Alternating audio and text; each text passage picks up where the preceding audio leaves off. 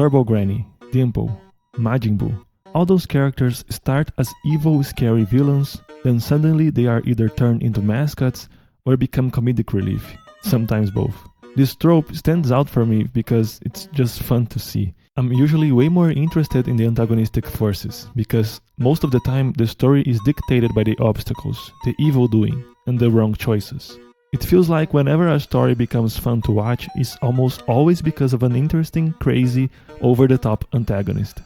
And what makes those antagonists fun is not only because they drive the story forward, it's also their eccentric personality. So I'm all aboard when the evil guy becomes a sidekick, and we get to see more of this character interacting with the main cast. But it really makes me question why.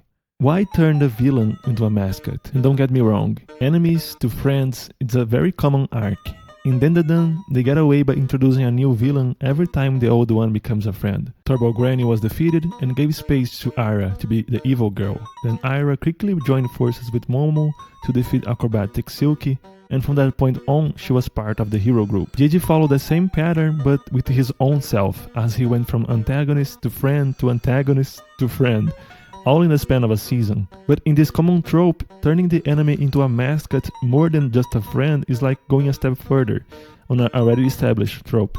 Aira became a friend, the evil eye became a friend. In Mob Psycho you have Katsuya and Teruki, who also follow the same pattern. So why Turbo Granny and Dimple became these downgraded versions of themselves? Why turn the villain into a pet? This is a question regarding story structure, creative decision making, and more about the craft than the in-universe facts. I know the reason why they became mascots in the anime, but I wanna know why the writer chose to do it, as I think it's totally deliberate, and has a deeper meaning behind it. Creating stories is all about solving problems. If I were to define what makes a story objectively good, I would say it's a story that is able to solve simple problems in a smart way. The problem in this case being, how can we portray internal conflict in a visually interesting way, in a dynamic way? Even if fundamental to story, growth and change are difficult to write in a way that appears natural and makes justice to the characters. Trust me, I've tried. There is of course more than one right answer, but take a look at this image. It might be familiar to you. The angel on one side and the devil on the other, both standing on a person's shoulder. This concept created by...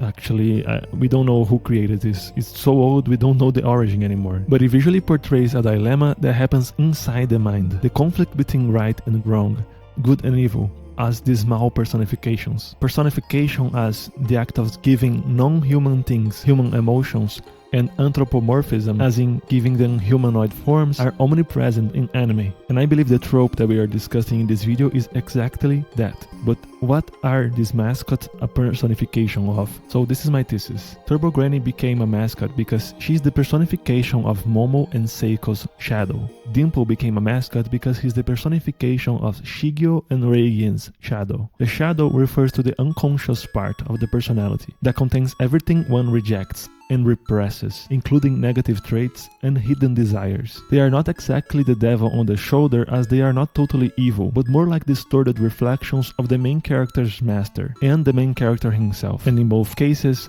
their worldviews benefit from interacting, by embracing and confronting the dark version of themselves through this personification. As Carl Jung explains it, embracing the shadow means consciously acknowledging and integrating the rejected, unconscious part of oneself, not to act on them destructively, but to achieve wholeness and authenticity. This involves confronting uncomfortable truths. In this case, since the shadow is also a character, both the character and the shadow grow from interacting. When the villains are defeated and become mascots, the worldview doesn't change instantly. So next thing you know, you have two characters who could as well still be in conflict, but now the power dynamic inverted. Initially, the mascots think, I'm gonna help those guys out just until I have enough power to kill them, or possess them in Dimple's case.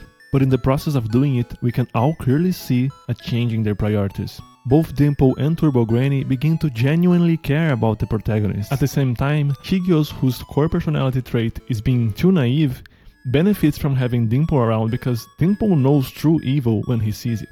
Dimple is a charlatan, building a church around himself, turning weak-minded people into followers by tricking them and possessing them. This makes him the dark side of Reigen, like what Reigen could be if he were to go down the wrong path of deceiving people. Yeah, I know. Reigen somehow turned deceiving people into a good thing by actually helping them through it.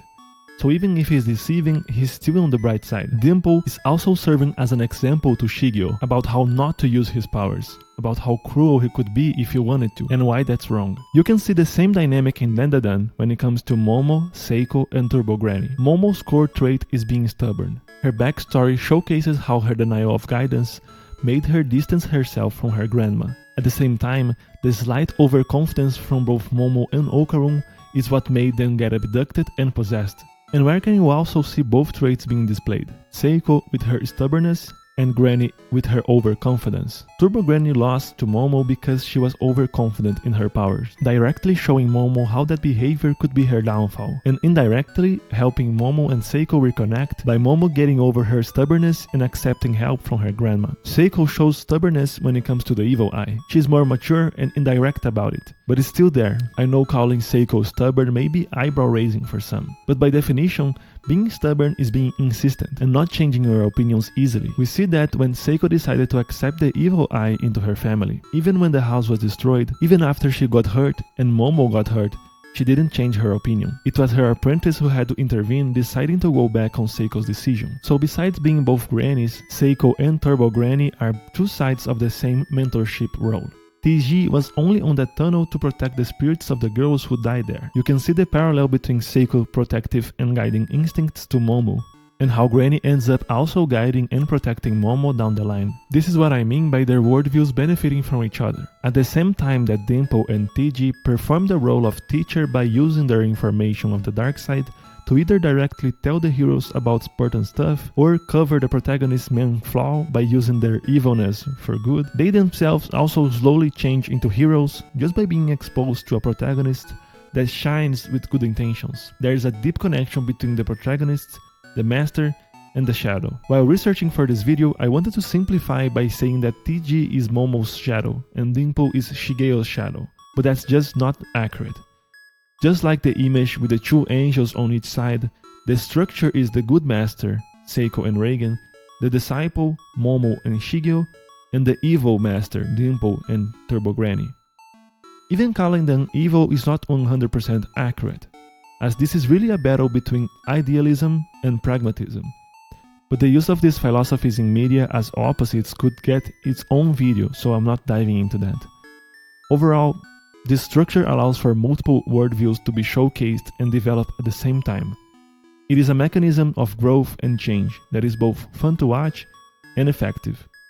What do you think? Do you have other examples of villains that turn into mascots? Leave it in the comments. I have to confess, reading comments is kind of addicting. After every video I post, my life kind of becomes all about reading what you guys have to say about it. Which makes me think that maybe doing live stream would be cool. I don't know. I do fumble a lot when talking live though. That's it for this video. Sorry for the long pause. I'm getting my shit back together. So expect more yapping from me very soon. Take care.